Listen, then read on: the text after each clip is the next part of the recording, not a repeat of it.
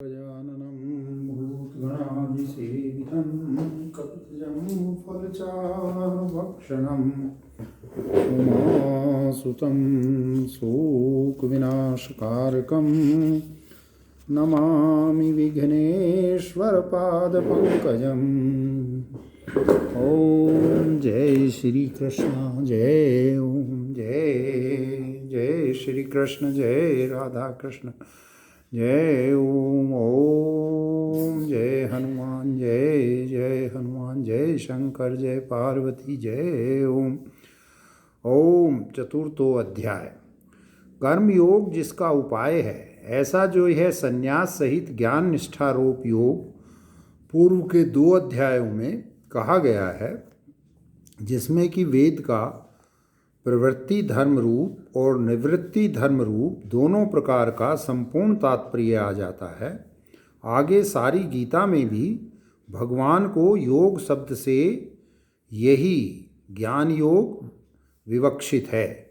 इसलिए वेद के अर्थ को ज्ञान योग में परिसमाप्त यानी पूर्ण रूप से आ गया समझकर भगवान वंश परंपरा कथन से उस ज्ञान निष्ठा रूप योग की स्तुति करते हैं। श्री भगवान बोले,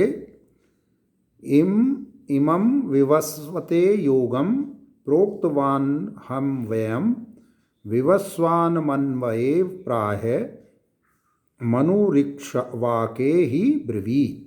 जगत प्रतिपालक क्षत्रियों में बल स्थापन करने के लिए मैंने उक्त 2 अध्यायों में कहे हुए इस योग को पहले सृष्टि के आदि काल में सूर्य से कहा था, क्योंकि उस योग बल से युक्त हुए क्षत्रिय ब्रह्मत्व की रक्षा करने में समर्थ होते हैं तथा ब्राह्मण और क्षत्रियों का पालन ठीक तरह हो जाने पर ये दोनों सब जगत का पालन अनायास कर सकते हैं।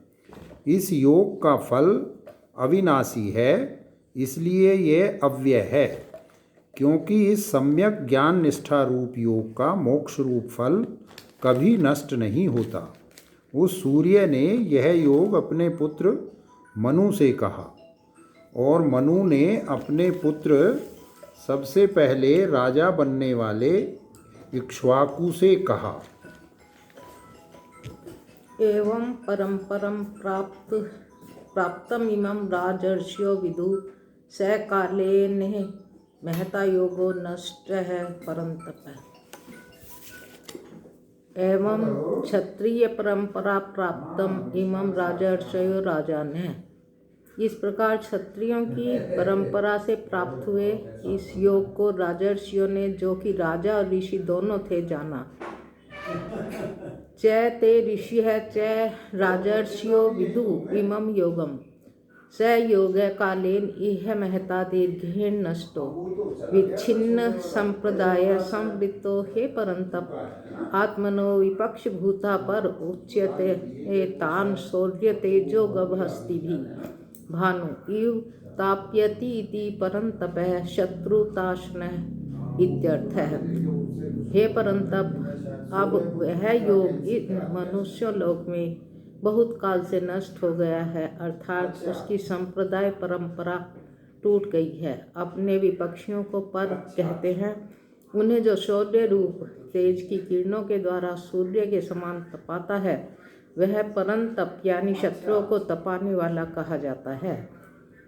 दुर्बलान अजित्रेन्द्रियान प्राप्य नष्टम योगम इमं उपलभ्य लोकम च अपुरुषार्थ संबंधिनम स एवायं मया तो अध्ययोगः प्रोक्तः पुरातनः भक्तो असि मे सखा चेति रहस्यं च उद्दत्तम। अजितेंद्रिय और दुर्लभ मनुष्यों के हाथ में पड़कर यह योग नष्ट हो गया है, यह देखकर और साथ ही लोगों को पुरुषार्थ रहित होते हुए देखकर वही यह पुराना योग यह सोचकर कि तू मेरा भक्त और मित्र है, अब मैंने तुमसे कहा, क्योंकि यह ज्ञान रूप योग बड़ा ही उत्तम रहस्य है। भगवता विप्रसिद्धितम उत्तम इति मा भूत कस्यचित् बुद्धि इति परिहार्य अर्थ च उद्यम इव कुर्वन्। भगवान ने असंगत कहा, ऐसी धारणा किसी की न हो जाए, अतः उसको दूर करने के लिए शंका करता हुआ सा अर्जुन बोला। अर्जुन उवाच अपरम भक्तो परम जन्म पिबस्वतः कथम एतद् द्विजानीयां त्वम् आदौ प्रोक्तौ अनीति। अपरम अवार्ग वसुदेव गृहे भवतो जन्म परम पूर्व सर्गादौ जन्म उत्पत्ति विवस्तः आदित्यस्य तत् कथम एतद् विजानीयाम् अविरुद्धार्थतया स त्वम् एव आदौ प्रोक्तवान् इमं योगं स एव त्वम् इदानीं मह्यं प्रोक्तवान् असि इति। आपका जन्म तो भगवान ने असंगत कहा, ऐसी धारणा किसी की ना हो जाए, अतः उसको दूर करने के लिए शंका करता हुआ सा अर्जुन बोला।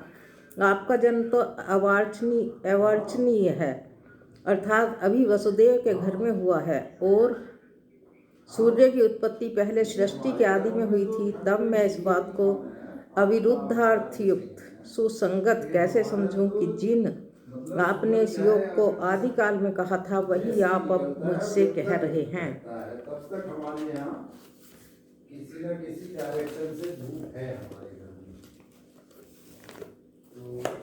में। या वासुदेवे अनीश्वर सर्वज्ञ शंका मूर्खानां ताम परिहरन् श्री भगवान उवाच यद अर्थो ही अर्जुनस्य प्रश्न है। भगवान श्री वासुदेव के विषय में मूर्खों की जो ऐसी शंका है कि ये ईश्वर नहीं है, सर्वज्ञ नहीं है, तथा जिस शंका को दूर करने के लिए ही अर्जुन का यह प्रश्न है, उसका निवारण करते हुए श्री भगवान बोले, बहुनी में व्यतीतानि जन्मानि तव च अर्जुन तन अहम वेद सर्वाणि न त्वं वेत्थ परन्तप। बहुनी में मम व्यतीतानि अतिक्रांतानि जन्मानि तव च हे अर्जुन तानि अहम वेद जाने सर्वाणि न त्वं वेत्थ जानीषे। धर्म अधर्म आदि प्रतिबद्ध ज्ञान शक्ति त्वात् अहम पुनः नित्य शुद्ध बुद्ध मुक्त स्वभावात् अनावरण अज्ञान शक्ति ज्ञान शक्ति इति वेद अहम हे परंतप। हे अर्जुन, मेरे और तेरे पहले बहुत जन्म हो चुके हैं, उन सबको मैं जानता हूँ, तू नहीं जानता, क्योंकि पुण्य पाप आदि के संस्कारों से तेरी ज्ञान शक्ति आच्छादित हो रही है, परंतु मैं तो नित्य शुद्ध बुद्ध मुक्त स्वभाव वाला हूँ। इस कारण मेरी ज्ञान शक्ति आवरण रहित है, इसलिए हे परंतप मैं सब कुछ जानता हूँ। कथम तर्हि तव नित्य ईश्वरस्य धर्म अधर्म भावे अपि जन्मिति उच्यते। तो फिर आप नित्य ईश्वर का पुण्य पाप से संबंध न होने पर भी जन्म कैसे होता है, इस पर कहा जाता है। अजो अपि सन्वय्यात्मा भूतानाम ईश्वरो अपि च प्रकृतिं त्वामधिष्ठाय संभाव्य आत्मा मया अज अपि जन्म रहित अपि सन तथा अव्यात्मा अक्षीण ज्ञान शक्ति स्वभाव अपि सन तथा भूतानां ब्रह्मादिस्तम पर्यंता ईश्वर ईशनशील अपि सन प्रकृति स्वाम मम वैष्णवी मायां त्रिगुणात्मिकां यस्यावशे सर्वं जगद् वर्तते यया मोहितं सत्त्वम् आत्मानं वासुदेवं न जानाति। त्वां प्रकृति स्वाम अधिष्ठाय वशीकृत्य संभवामि देहवान इव भवामि जात इव आत्ममायाया आत्मनो मायया न परमार्थतो लोकवत् तत् च जन्म कदा किमर्थम च इति उच्यते। यद्यपि मैं अजन्मा जन्म रहित अव्यात्मा अक्षीण ज्ञान शक्ति स्वभाव वाला और ब्रह्मा से लेकर स्तंभ पर्यंत संपूर्ण भूतों का नियमन करने वाला ईश्वर भी हूँ। तो भी अपनी त्रिगुणात्मिका वैष्णवी माया को, जिसके वश में सब जगत वर्तता है और जिससे मोहित हुआ मनुष्य वासुदेव रूप अपने आप को नहीं जानता, उस अपनी प्रकृति को अपने वश में रखकर केवल अपनी लीला से ही शरीर वाला सा जन्म लिया सा प्रतीत हो जाता हूँ। अन्य लोगों की भांति वास्तव में जन्म नहीं लेता। वह जन्म कब और किस लिए होता है सो कहते हैं। यदा यदा ही धर्मस्य ग्लानिर्भवति भारते अभ्युत्थानम् अधर्मस्य तदात्मानं सृजाम्यहम्। यदा यदा ही धर्मस्य ग्लानि हानिर्वर्णाश्रम आदि लक्षणस्य प्राणिनाम् अभ्युदयनि श्रेयसः साधनस्य भवति भारत। अभ्युत्थानम् उद्भवः अधर्मस्य तदा आत्मानं सृजामि अहम मायया। हे भारत, वर्ण आश्रम आदि जिसके लक्षण हैं एवं प्राणियों की उन्नति और परम कल्याण का जो साधन है, उस धर्म की जब जब हानि होती है और अधर्म का अभ्युत्थान अर्थात उन्नति होती है, तब तब ही मैं माया से अपने स्वरूप को रचता हूँ।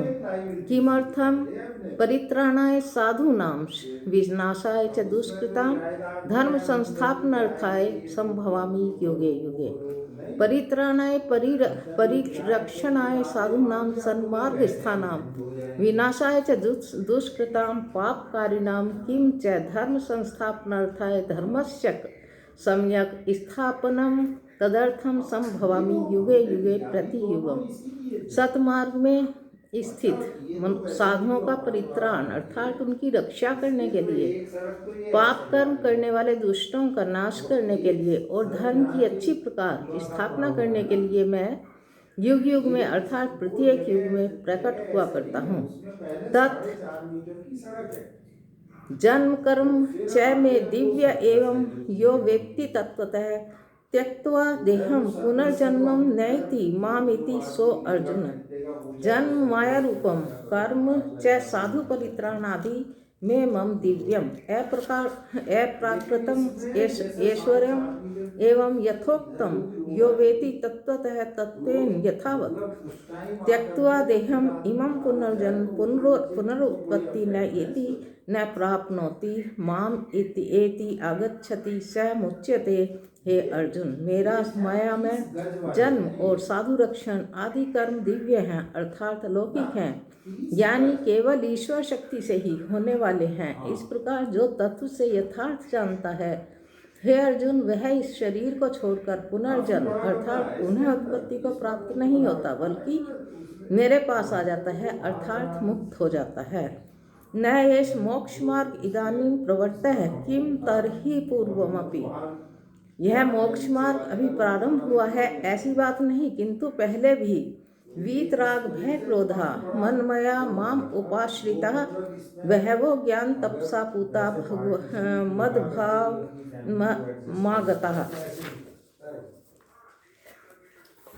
वीतराग भय क्रोधा रागः च भयं च क्रोधः च वीता विगता येभ्यं ते वीतराग भय क्रोधा मनमया ब्रह्मविद ईश्वर भेद दर्शन माम एव परमेश्वरम उपाश्रिता। केवल ज्ञान निष्ठा इत्यर्थ है।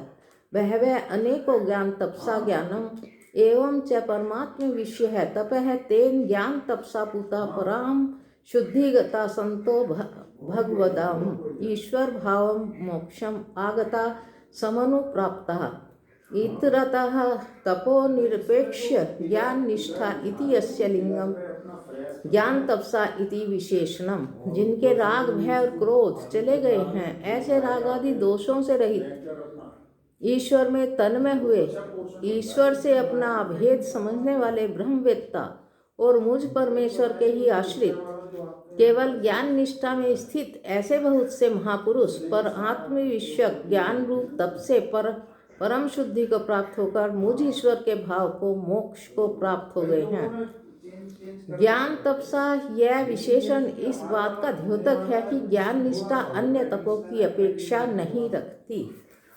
तौ तर्हि रागदेशो स्तः येन केभ्यश्चित् एव आत्मभावं प्रयच्छसि न सर्वेभ्यः इति उच्यते।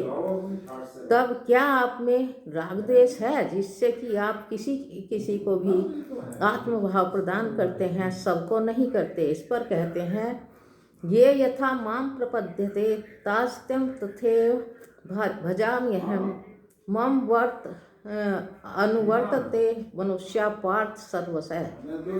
ये यथा येन प्रकारेण येन प्रयोजनेन यत् फल अर्थितया माम प्रपद्यते तान तथा एव तत्फलादेन भजामि अनुगृह्णामि अहम इति एतत् तेषां मोक्षं प्रति अनर्थिता न हि एकस्य मुमुक्षत्व फलार्थित्वं च युगपत् संभवति।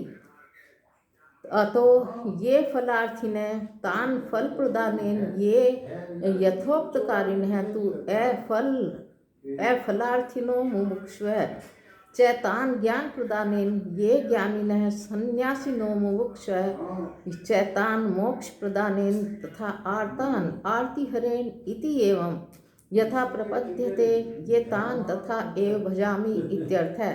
न पुनः रागदेश निमित्तं मोह निमित्तं वा कैचित भजामि। जो भक्त जिस प्रकार से, जिस प्रयोजन से, जिस फल प्राप्ति की इच्छा से मुझे भजते हैं उनको मैं उसी प्रकार भजता हूँ, अर्थात उनकी कामना के अनुसार फल देकर मैं उन पर अनुग्रह करता हूँ, क्योंकि उन्हें मोक्ष की इच्छा नहीं होती। एक ही पुरुष में मुमुक्षत्व और फलार्थित्व, फल की इच्छा करना है, दोनों एक साथ नहीं हो सकते। इसलिए जो फल की इच्छा वाले हैं उन्हें फल देकर, जो फल को ना चाहते हुए शास्त्रोक्त प्रकार से कर्म करने वाले और मुमुक्षु हैं उनको ज्ञान देकर, जो ज्ञानी सन्यासी और मुमुक्षु हैं उन्हें मोक्ष देकर तथा आर्तों का दुख दूर करके, इस प्रकार जो जिस तरह से मुझे भजते हैं उनको मैं भी वैसे ही भजता हूँ। राग देश के कारण या मोह के कारण तो मैं किसी को भी नहीं भजता। सर्वथा अपि सर्वाय अवस्थम ईश्वरस्य वर्तमागम अनुवर्तन्ते हैं मनुष्या यत् फलार्थितास्तया यस्मिन् कर्मणि अधिकृता ये प्रपद्यन्ते ते मनुष्या उच्यन्ते हे पार्थ सर्वशः सर्व प्रकार ही। हे पार्थ, मनुष्य सब प्रकार से वर्तते हुए भी सर्वत्र स्थित मुझ ईश्वर के ही मार्ग का सब प्रकार से अनुसरण करते हैं। जो जिस फल की इच्छा से जिस कर्म के अधिकारी बने हुए हैं उस कर्म के अनुरूप प्रयत्न करते हैं वे ही मनुष्य कहे जाते हैं। यदि तव ईश्वरस्य राग आदि दोषा भवात् सर्व प्राणिषु अनुजिह्येषायां तुल्यां सर्वफल प्रदान समर्थ्ये च त्वयि सति वासुदेवः सर्वमिति ज्ञानेन एवं मुमुक्षुः सन्तः कस्मात् त्वाम् एव सर्वेन प्रतिपद्यन्ते इति शृणु तत्र कारणम्। यदि राग आदि दोषों का अभाव होने के कारण सभी प्राणियों पर आप ईश्वर की दया समान है एवं आप सब फल देने में समर्थ भी हैं, तो फिर सभी मनुष्य मुमुक्षु होकर यह सारा विश्व वासुदेव स्वरूप है, इस प्रकार के ज्ञान से केवल आपको ही क्यों नहीं भजते? इसका कारण सुनो। क्या कांक्षतः कर्मणां सिद्धिं यजन्तः इह देवता क्षिप्रं हि मानुषे लोके सिद्धिर्भवति कर्मजा।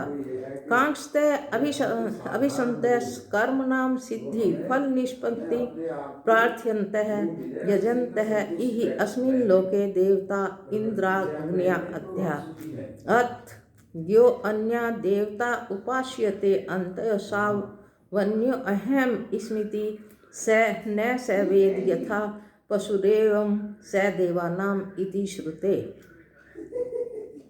कर्मों की सिद्धि चाहने वाले अर्थात फल प्राप्ति की कामना करने वाले मनुष्य इस लोक में इंद्र अग्नि आदि देवों की पूजा किया करते हैं। श्रुति में कहा है कि जो अन्य देवता की इस भाव से उपासना करता है कि वह देवता दूसरा है और मैं उपासक दूसरा हूँ, वह कुछ नहीं जानता। जैसे पशु होता है वैसे ही वह देवताओं का पशु है। तेषां ही भिन्न देवताया जिनाम फलाकांक्षिणां क्षिप्रं शीघ्रं ही यस्मात् मानुषे लोके मनुष्य लोके शास्त्राधिकार है।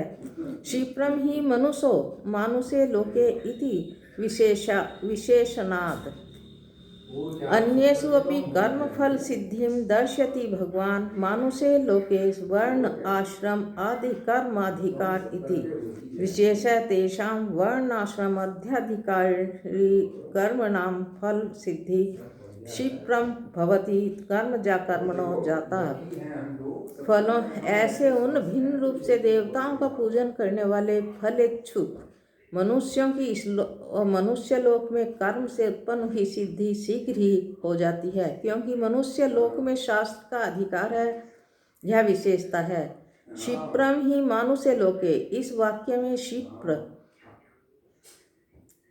विशेषण से भगवान अन्य लोकों में भी कर्म फल की सिद्धि दिखलाते हैं, पर मनुष्य लोक में वर्ण आश्रम आदि के कर्मों का अधिकार है। यह विशेषता है।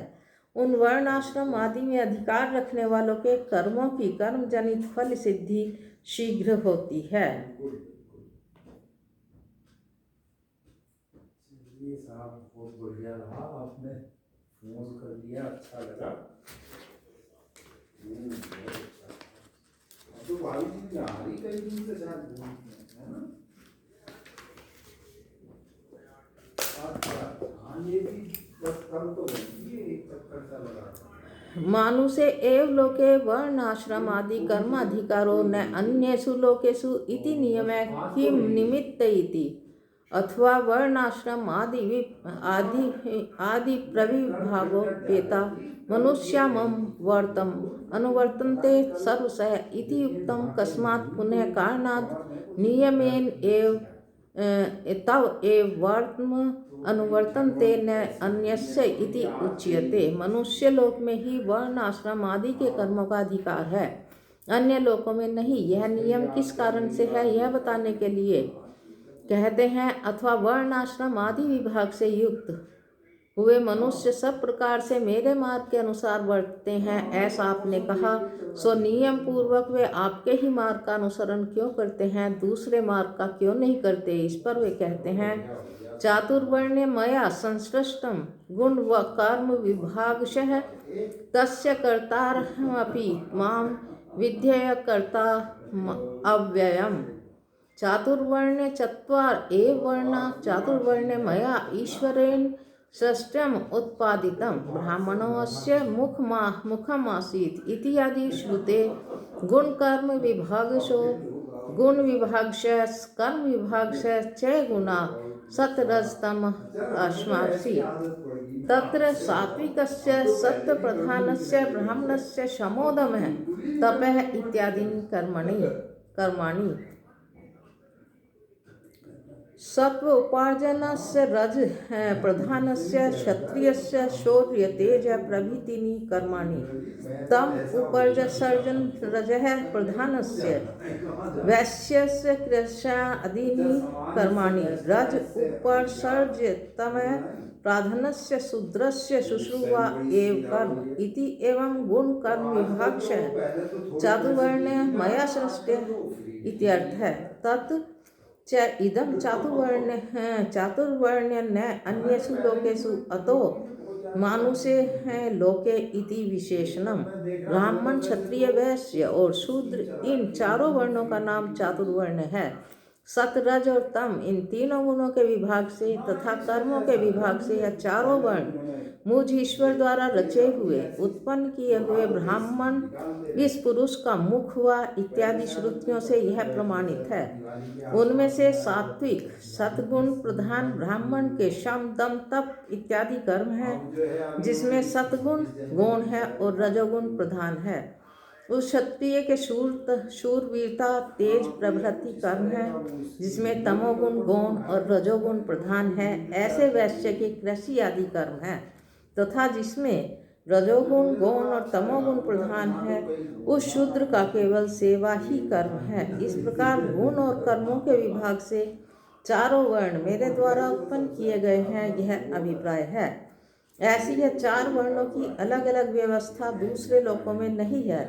इसलिए पूर्व श्लोक में मानुषे लोके यह विशेषण लगाया गया है।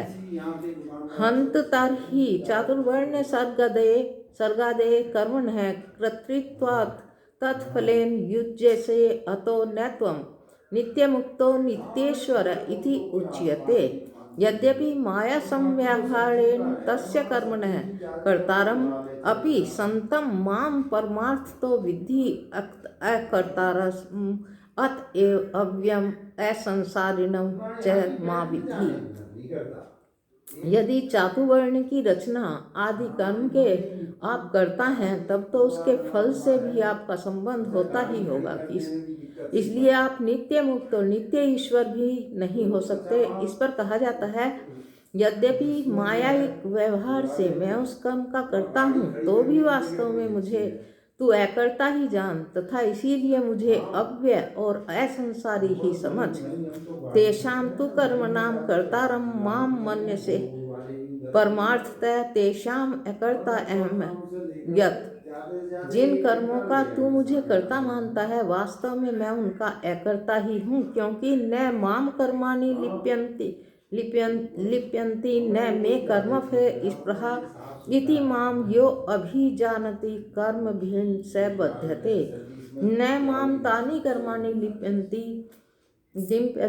देहा अध्यारम्भकेन अहंकार अभवत् न च तेषां कर्मणां फलेषु मे स्पृहा तृष्णा। मुझ में अहंकार का अभाव है, इसलिए वे कर्म देह आदि की उत्पत्ति के कारण बनकर मुझे लिप्त नहीं करते और उन कर्मों के फल में मेरी लालसा अर्थात तृष्णा भी नहीं रहती। येषां तु संसारिणाम् अहं कर्ता इति अभिमान है कर्मसु स्पृहा तत्फलेषु च तान् कर्माणि लिप्यन्ति इति युक्तं तद्भावाद् न माम कर्माणि लिप्यन्ति। जिन संसारी मनुष्यों का कर्मों में मैं करता हूँ ऐसा अभिमान रहता है एवं जिनकी उन कर्मों में और उनके फलों में लालसा रहती है उनको कर्म लिप्त करते हैं, यह ठीक है, परंतु उन दोनों का अभाव होने के कारण वे मुझ में लिप्त नहीं कर सकते, मुझे लिप्त नहीं कर सकते हैं। इति एवं यन्य अपि माम आत्मत्वेन अभिजानति न अहम कर्ता न मे कर्म फले स्पृहा इति स कर्म भी न बध्यते तस्यापि न देहाध्यारंभकानि कर्माणि भवन्ति इत्यर्थ है। इस प्रकार जो कोई दूसरा भी मुझे आत्म रूप से जान लेता है, मैं कर्मों का करता नहीं हूँ, मेरी कर्म फल में स्पृहा भी नहीं है, वह भी कर्मों से नहीं बनता, अर्थात उसके भी कर्म देह आदि के उत्पादक नहीं होते। न अहम कर्ता न मैं कर्म फले स्पृहा, मैं न तो कर्मों का करता ही हूँ और न मुझे कर्म फल की चाहना ही है। एवं ज्ञात्वा कृतं कर्म पूर्वैरपि मुमुक्षुभिः कुरु कर्म है तस्मात् तत्तं पूर्वतरं कृतम्।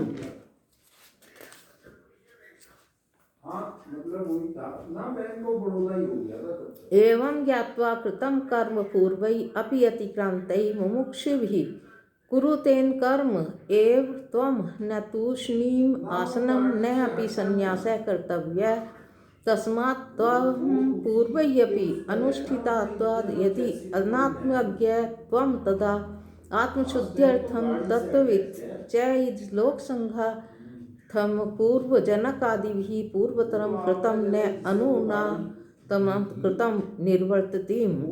ऐसा समझकर कि पूर्व काल के मुमुक्षु पुरुषों ने भी कर्म किए थे, इसलिए तू भी कर्म कर। तेरे लिए चुपचाप बैठ रहना या संन्यास लेना दोनों ही कर्तव्य नहीं है, क्योंकि पूर्वजों ने भी कर्म का आचरण किया है। इसलिए यदि तू आत्मज्ञानी नहीं है तब तो अंतःकरण की शुद्धि के लिए, और यदि तत्वज्ञानी है तो लोक संग्रह के लिए जनकादि पूर्वजों द्वारा सदा से किए हुए कर्म कर, नए ढंग से किए जाने वाले कर्म मत कर।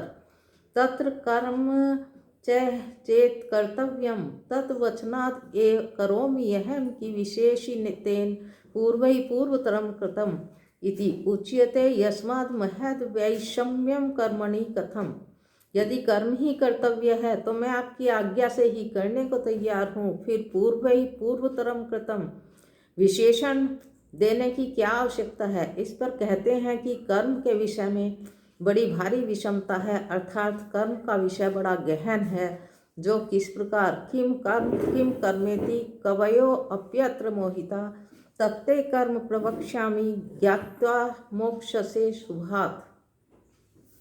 जय श्री कृष्ण।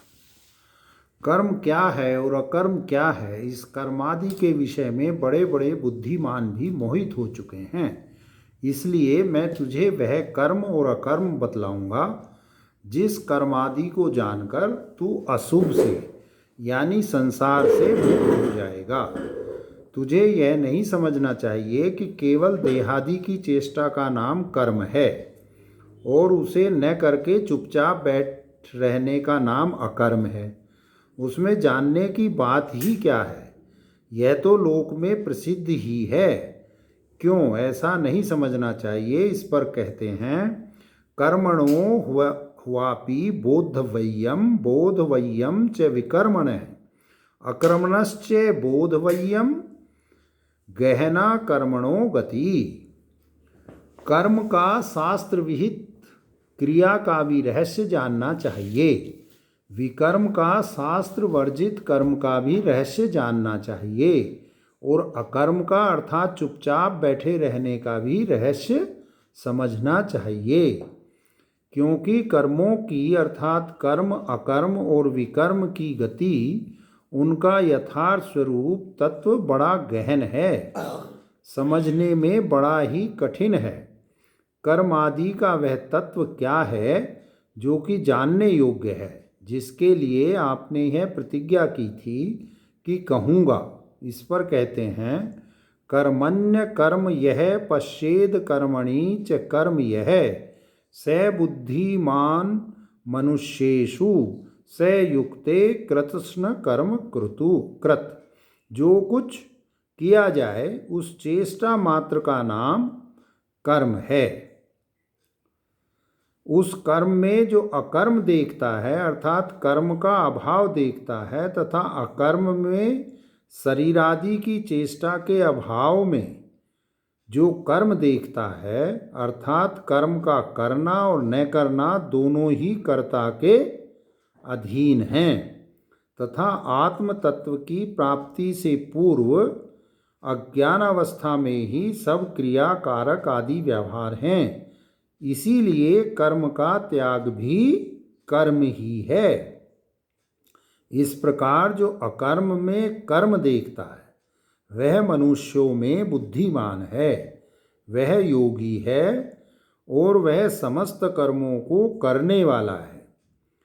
इस प्रकार कर्म में अकर्म और अकर्म में कर्म देखने वाले की स्तुति की जाती है। अब प्रश्न ये है कि जो कर्म में अकर्म देखता है और अकर्म में कर्म देखता है, यह विरुद्ध बात किस भाव से कही जा रही है? क्योंकि कर्म तो अकर्म नहीं हो सकता और अकर्म कर्म नहीं हो सकता, तब देखने वाला विरुद्ध कैसे देखे? इसका उत्तर है वास्तव में जो अकर्म है वही मूढ़मती लोगों को कर्म के सदृश भास रहा है और उसी तरह कर्म अकर्म के सदृश भास रहा है।